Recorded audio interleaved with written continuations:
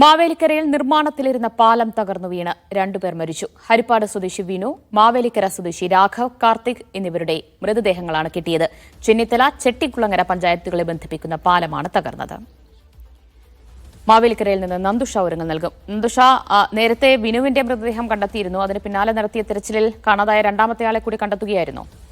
അതെ ദിവ്യ, ഇന്ന് ഉച്ചയോടെയാണ് ഈ പാലം നിർമ്മാണത്തിൽ നിന്ന് പാലം തകർന്നു വീണ് അപകടമുണ്ടാകുന്നത്. 3 പേരാണ് ഈ വെള്ളത്തിലേക്ക് പതിച്ചത്. അച്ചൻകോവിലാറ്റിലെ കുത്തൊഴുക്കിലേക്കാണ് 3 തൊഴിലാളികൾ വീണത്. അതിൽ വിനു, രാഘവ് എന്നീ ഒഴികെയുള്ള മറ്റൊരു തൊഴിലാളി കുത്തൊഴുക്കിലും നീന്തി കരയ്ക്കെത്തുകയായിരുന്നു. മറ്റു 2 പേർ ഒഴുക്കിൽപ്പെട്ട് കാണാതാവുകയായിരുന്നു. പിന്നീട് ഫയർഫോഴ്സും നാട്ടുകാരും ചേർന്ന് നടത്തിയ തെരച്ചിലാണ് ആദ്യം വിനുവിന്റെ മൃതദേഹം കണ്ടെത്തുന്നത്. ഇപ്പോൾ ഫയർഫോഴ്സ് സംഘത്തിന്റെ പ്രത്യേക സ്ക്യൂബ സംഘമടങ്ങിയ ടീം നടത്തിയ പരിശോധനയിലാണ് വിനുവിന്റെ മൃതദേഹം കൂടി കണ്ടെടുത്തിട്ടുള്ളത്. ഈ പാലത്തിന്റെ നിർമ്മാണം സംബന്ധിച്ച് നിരവധി ആരോപണങ്ങൾ നാട്ടുകാരുടെ ഭാഗത്തു നിന്ന് ഉൾപ്പെടെ ഉണ്ടായിരുന്നു. പാലം നിർമ്മാണത്തിൽ അശാസ്ത്രീയമായ ഒരുപാട് കാര്യങ്ങൾ നടന്നിട്ടുണ്ട് എന്ന തരത്തിൽ അടക്കമുള്ള കാര്യങ്ങൾ നാട്ടുകാർ ആരോപിച്ചിരുന്നു. ഇതൊക്കെ ഇപ്പോൾ ചർച്ചയായിക്കൊണ്ടിരിക്കുകയാണ്. വലിയ പ്രതിഷേധമാണ് നാട്ടുകാരുടെ ഭാഗത്തുനിന്ന് ഉണ്ടായിക്കൊണ്ടിരിക്കുന്നത്. ദിവ്യ.